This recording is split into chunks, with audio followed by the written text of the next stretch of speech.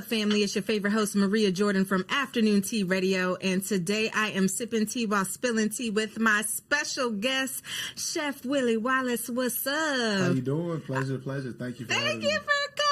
Absolutely. Y'all, this is my friend. We go way back. We go way back. Taco Tuesday. Yes. You know what I'm saying? So Yeah. thank you so much for always supporting and showing up. But you have done a lot since Taco Tuesday, sir. Yeah. I've been doing a lot of cooking, a lot of traveling. Got a child now. Yes. You know How's fatherhood? It's amazing. It's nothing better than being a father. Yes. Nothing better on this planet. Like God put us on this earth to create, and I created this little human. Little mini you. Oh my God, it's incredible. And she's literally a mini you. Yeah. She's running stuff. Like she's running it. I love it. So what? Let's start from the beginning. Where are you originally from?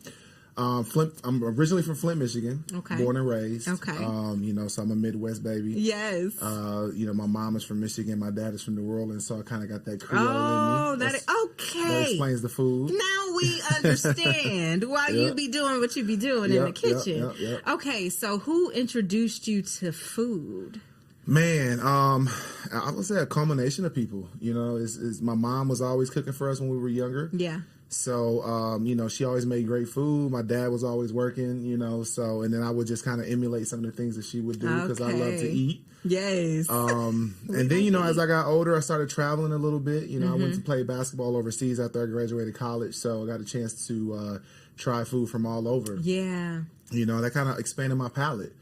And, just getting exposed to those different type of cuisines across the world, it just kind of makes you, open to trying new things. But there's a difference between eating it and cooking it. Yes. So what made you like, let me try? Did you always have like this love for creating dishes? Yeah, I'm an artist. Yes, I love to draw, so I'm just an artist by nature. And, with me being a foodie and feeling like, I can go make this, I would try to do renditions of things myself and recreate them myself. And then I just turn that artistry into what it is today. Yeah. And it's the culinary artist in me. So what's your favorite dish to cook? Man, I get that question all the time. Then answer it. My favorite is I don't really have a favorite dish to cook. Okay. I just love cooking. Is there a favorite style maybe? The Creole style, I would say. Yes. I would like to describe my food as upscale contemporary soul food. Okay. So, but yeah, I love my, and it's good, y'all. I appreciate it. Yeah. So, I love my crawfish and, I love I love making soups. I love making short ribs. I I just love food. All that stuff. Yeah. Love that. Okay. So this is random. Did you see the video where people were seeing spiders coming out of their crawfish? No.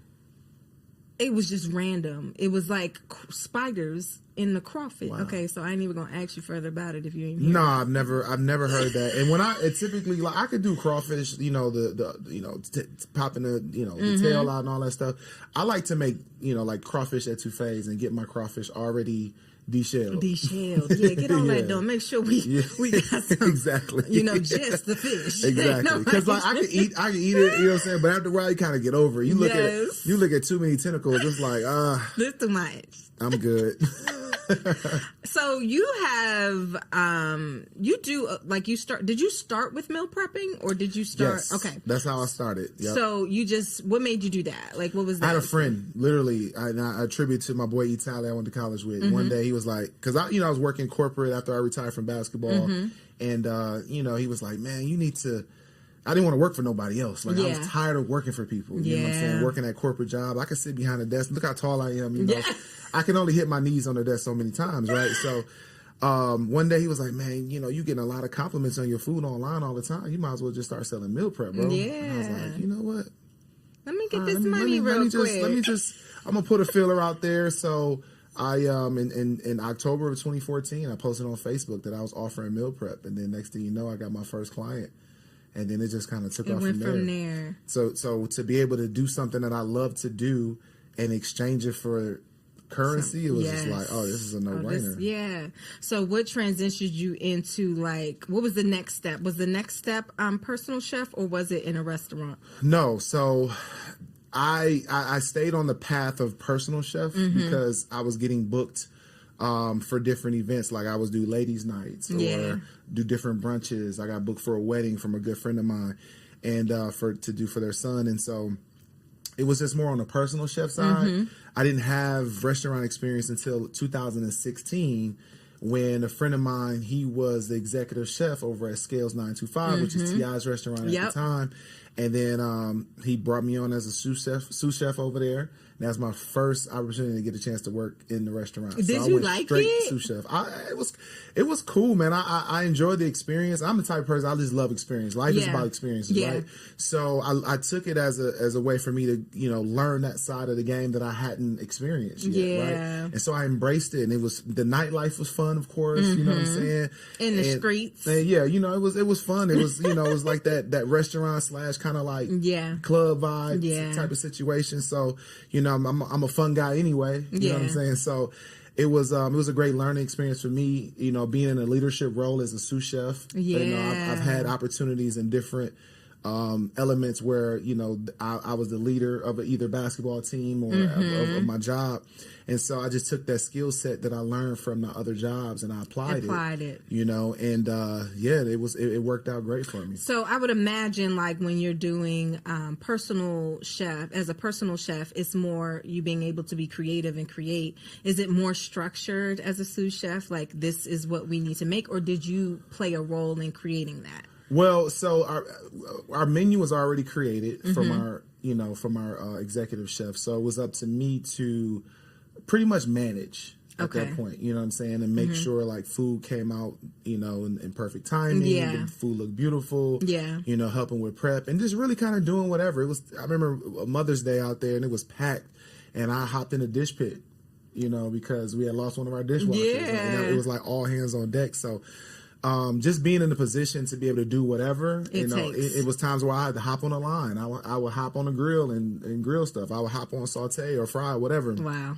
So, I just allowed myself to be used and when I was in that position. So was it like you traveled all over? I read the story of you going to cook for a family in Tokyo. Yes. So what was that like? Wow, that was a wild time, wild story. So yeah, man, I was it was a Thursday. It was a Thursday afternoon, and I just randomly got a call from a good friend of mine, K Bachi, and he was like, "Hey, man, you available to cook for a family in Tokyo for Thanksgiving?" I had no idea who it was. He wouldn't tell me either because he couldn't tell me. Okay. Right? And so I was racking my brain like, "Damn, who could this be?" Of course, I told him, Tokyo? "Yes, I'm available." Yes, because I'm going to Tokyo. We going to Tokyo. I don't care who it is. I'm going to Tokyo. So that next day, I got a call from Kanye's assistant. It's like, "Hey, I'm an assistant to Kanye West. Are you available to go cook for, his family in Tokyo? They were looking for somebody to cook soul food out there in Tokyo." And I'm like, "Yes, I'm available." What do you mean? What are we talking about? When do I leave? Exactly. So, yeah, she was like, "Yeah, I've been looking through your Instagram. I really like your vibe. We're looking at about 3 or 4 other chefs. And, but I'm definitely going to put in a great word for you." And then I said, "Okay." And then, I had people hitting me up, left and right about Thanksgiving. And I told them I was not available. I am not available. Yep. Catch me next year. I said I was not available.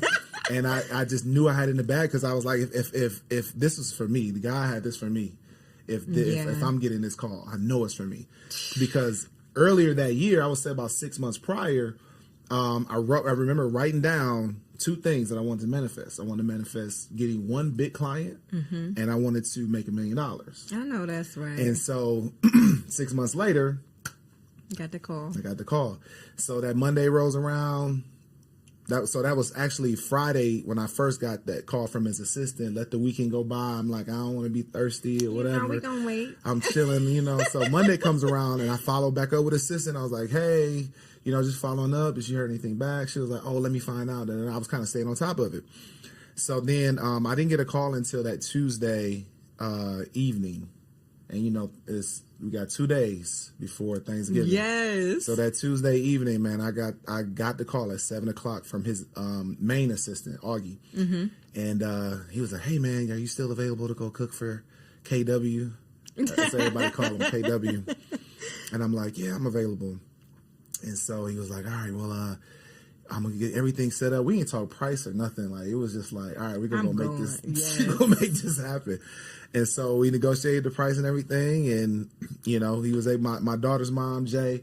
We were dating at the time, and I didn't want to just leave her by herself on Thanksgiving. I'm like, you want to come with me? She couldn't believe it. Like, she was just in total shock. Like, nah, this ain't true. You know what I'm saying? I'm like, no, trust me. Like, this is a real thing. We need to go get your passport right now. We need to get your hair done. Like, what we need to do, da da da da.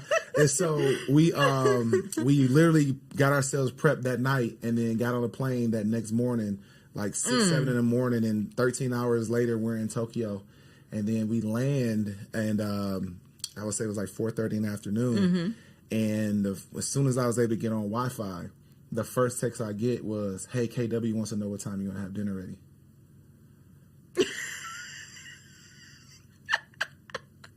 I was like, 8 o'clock? So fast forward, I had dinner ready by 7:50. I know. He walked in at 8 o'clock on the dot. He's very militant on time when it comes to food, and that's when I learned right there.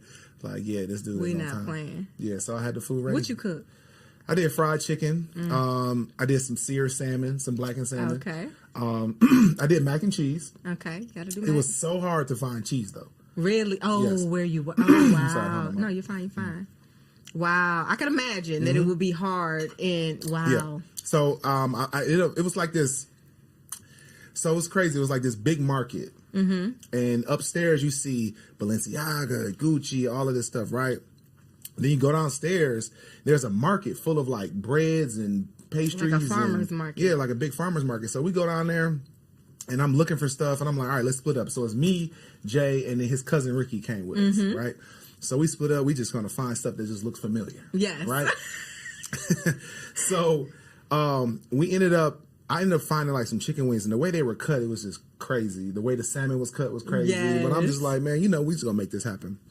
So, but I'm like, I gotta find cheese. I brought noodles with me though. Yes. I brought my seasonings with me. I brought flour just in case I couldn't find flour.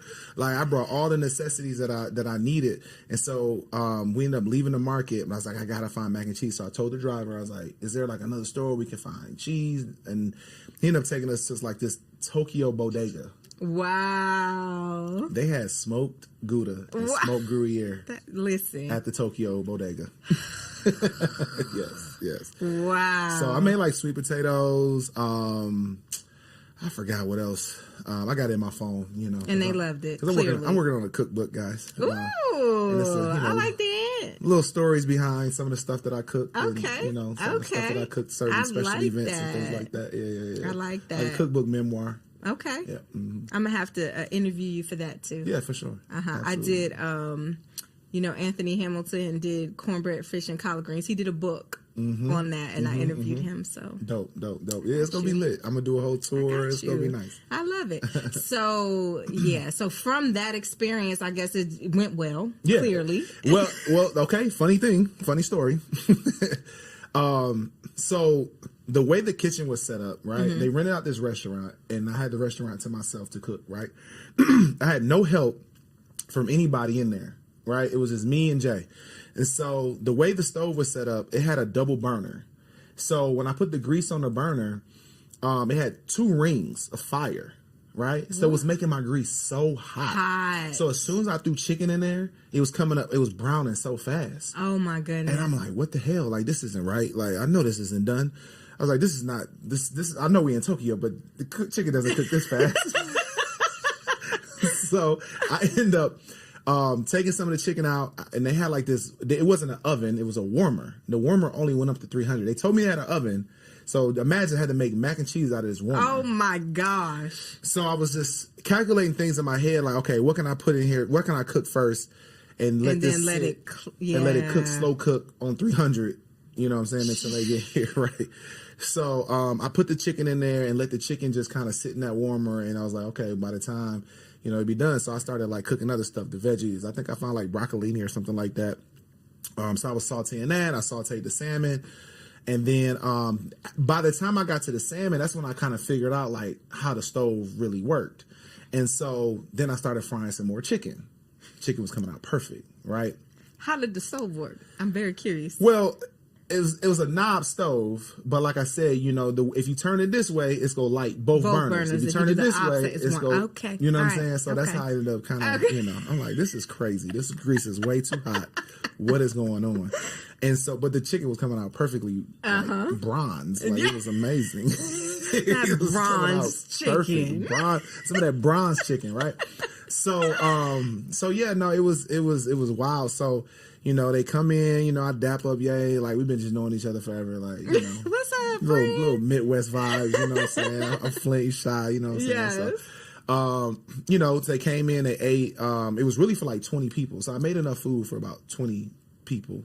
But the kids were tired. They ended up not coming. Ricky didn't even come because his son ended up getting sick, and him and his wife didn't come. And so it was just like him, Kim, Courtney, two of the nannies, I believe, Mason, and then his cousin Kim. Okay. Right. And so I was watching them enjoy the food. They let me take a picture of them, of them at the table eating and stuff like that. So it was a vibe. But then when I was looking at the table, I saw that some of the pieces of chicken were like not all the way eaten, and I was like, "Oh shit!" Do we have a problem? Because remember, the chicken, I put some of the chicken in the oven, and so the chicken was to temp. Right, but if it's a little bit of red, it doesn't mean like you go get sick or it's not done. It was just a little red.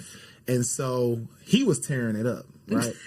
And he went to the bathroom, and when he was coming back from the bathroom, I said, "Hey, how was everything?" You know, he was like, "It was real good, real good." He said the chicken could have been cooked a little bit more, but everything tastes amazing. I said, "All right, cool." I was beating myself up so bad. Oh my God, I was beating myself up so bad about it. And I was like, I done messed up this opportunity, man. This is my one shot. Dang. This is my one shot that I had. And then, you know, later that evening, went back to the hotel. I get a call around like 4:00 in the morning. It was from my old manager at the time. She was like, so I got some feedback. And I was like, okay. She was like, Kanye loves your food. And then I was like, oh, shit, we good. We good. What you got to say? Yeah, we good. So after that, it was over with, man. Yeah. And then, you know, we rocked out. That's dope. What a great story. I literally, the common denominator on my show is talking about how you just got to stay ready, and then the opportunity just comes. Yep, it just comes out of nowhere. It does. You just got to keep consistent and working. What's your biggest thing? What advice would you give people who want to be a chef? Like, what's the advice you would give? Man, I would just say, you know, consistency and really working at your craft. I watched a lot. I didn't go to culinary school. Yeah. You know, a lot of chefs, they go to culinary school. This is a natural gift that God has given me. So I've been able to apply it, and he's been able to bless me tremendously through my gift. Yeah. Without having to necessarily go the traditional route. Yeah. But that's a traditional route. And who's to say, like, you know, my grandmother can cook really good. You know, I'm pretty sure your grandmother can cook really good. Gets down. Those are some of the best chefs in the world. You know, they because being a chef is cooking with love, and so as long as you are cooking with love, then you can't go wrong. Do you get a lot of pushback from that? What? Not going to culinary school? I don't. I get a They know better. Well, I mean, look at me. Ain't nobody. Don't try. Ain't nobody trying me. But no, I really don't. You know, there's been, you know, some times where, you know, I've had people kind of try to discourage me early on, you know, about not having a chef's number or whatever the case may be. But, you know, I get embraced by a lot of, like, actually, it's funny because a few of my mentors when I first got in the game that did go to culinary school, they advised me not to go to culinary school. Interesting. Why was that? Because they said just get you a couple mentors, learn up under them, and just go. You learn the best by just actually experiencing the job. Absolutely. You know what I'm saying? So it's so crazy you say that. I literally, you know, I've been doing radio and broadcasting for years, and now I'm trying to.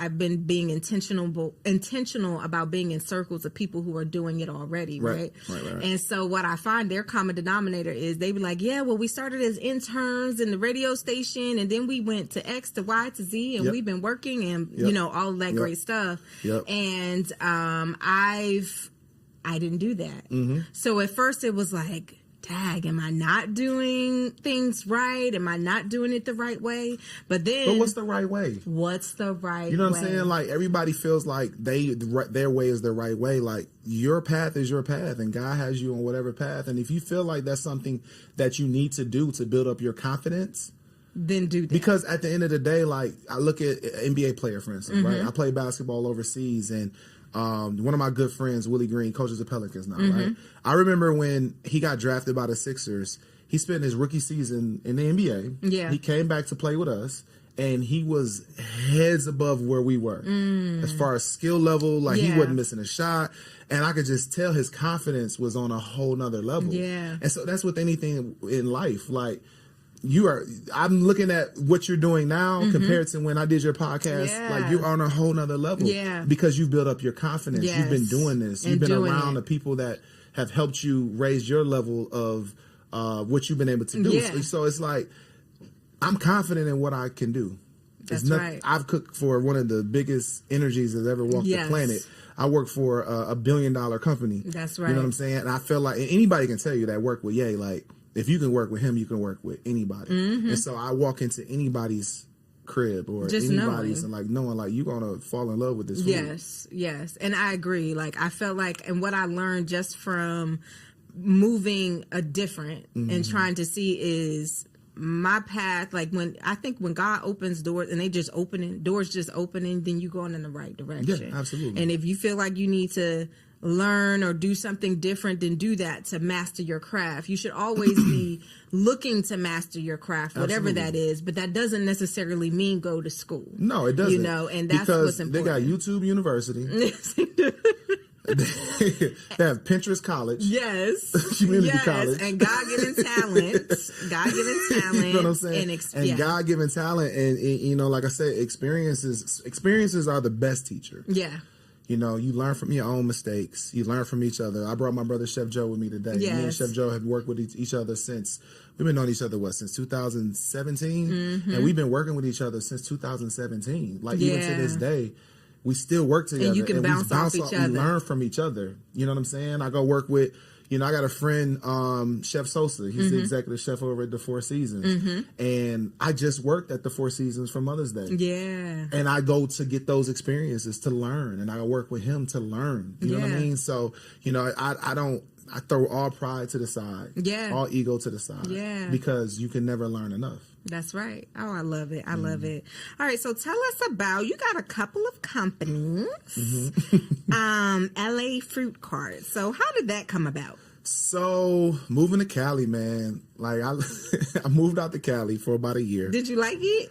Did I like it? I love LA. I love LA. I mean, one of my, not one of my good friends, but I met a lot of good friends. I feel like I met some of my tribe out there that God put on this planet for me. And I love that. You know, it was just crazy one day, and I'm a smoker, you know, and so I remember renting an Airbnb up in the hills, and a friend of mine, my friend of mine, Sean, he brought one of his good friends because he knew I smoked. Yeah. So he brought some of the LA Fruit Cart and.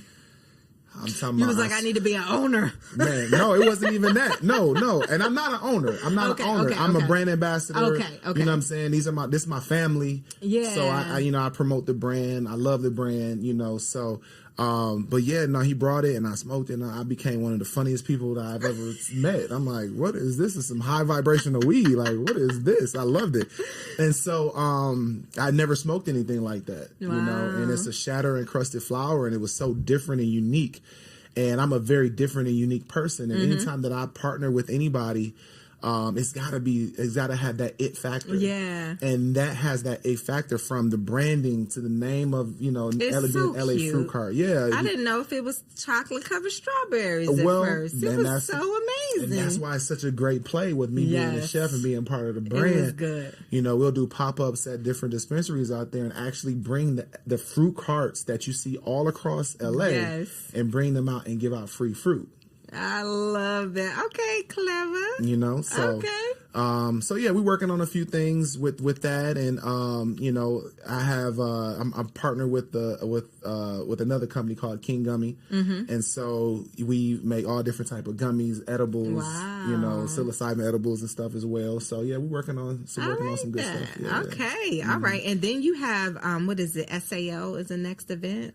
Oh, so it's called Sail. Sail, right? Okay. So it's Sail. So we're going to take you on a journey. Sail. We're going to take you on a journey. And Sail stands for sea, air, and land. Yes. So I just partnered with a bed and breakfast in Monticello, Georgia. I love that. Yes, it's called Black Butterfly. Okay. The owner is Black owned. His name is Keith Patterson. Okay. And yeah, so we're going to be doing some amazing events out there. People book weddings out there. It's a 5-bedroom bed and breakfast. In that.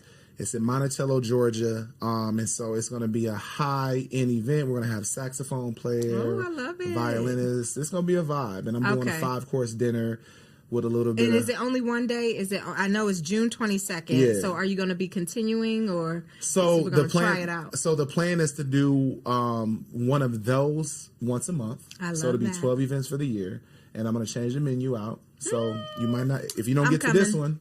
You might not get the next one. Well, yeah, you might. It's gonna be a different menu. Yes. So, but this is gonna be a vibe. You know, it's something different. I love that idea. You know, something different that I've never seen anybody do something quite like what we're putting together. Yeah. So it's gonna be a dope experience. I love that. That's dope. So you got it going on. So what else you got going on? What's coming up next? So yeah, it's some things that I can't really say. Share. I can't share. Right, I can share off camera, but I can't really share. But like I said, I am working on my cookbook. I'm doing a cookbook memoir based off of my experiences and some of the stuff that I cook for Ye. And you know, I've also cooked for other different, you know, other celebrities as well, like Travis Scott, Kylie Jenner. I did a whole day with Kylie Jenner one day. Oh, nice. When she was pregnant, and so I have everything that I cooked for her that day. So I'm gonna do a whole day. That's a whole thing dedicated to what I provided for her that day. I love that. Yeah, that's good. That's good. You know, people want to know what these celebrities eat. Yes. You know, and you know, for me to be able to be in a position to cook for some of the people that I've been able to cook for, it's a blessing to me, and it shows that they entrust my skill set to be able to provide such an intimate thing for them. I love that. So I want to share that with the world. So, okay. But yeah, that's major. The major thing is the sale event. You know, so you can actually click on my Instagram, click on my bio, the link, and it takes you to be able to buy the tickets. All right. So tell everybody how they can follow you and all the good stuff, your Instagram, all that. Yes. So my Instagram is The Great Chef Willie Wallace, and that's Willie with an IE, not a Y. I don't know too many Willies with the Y. But The Great Chef Willie Wallace is my Instagram. My TikTok is Chef Willie Wallace. I think Chef Willie Wallace Jr. or Chef Willie Wallace, but you'll just look up Chef Willie Wallace. You better find it. Yeah. So that's how you can reach me. Thank you so much for joining me. I appreciate you so much. Always supporting. All right, y'all. Thank you for tuning in to Afternoon Tea Radio with your favorite host, Maria Jordan. And make sure you tune in every Thursday at 12 p.m. Eastern Time. And make sure you click that subscribe button on iTunes and iHeartRadio. Peace.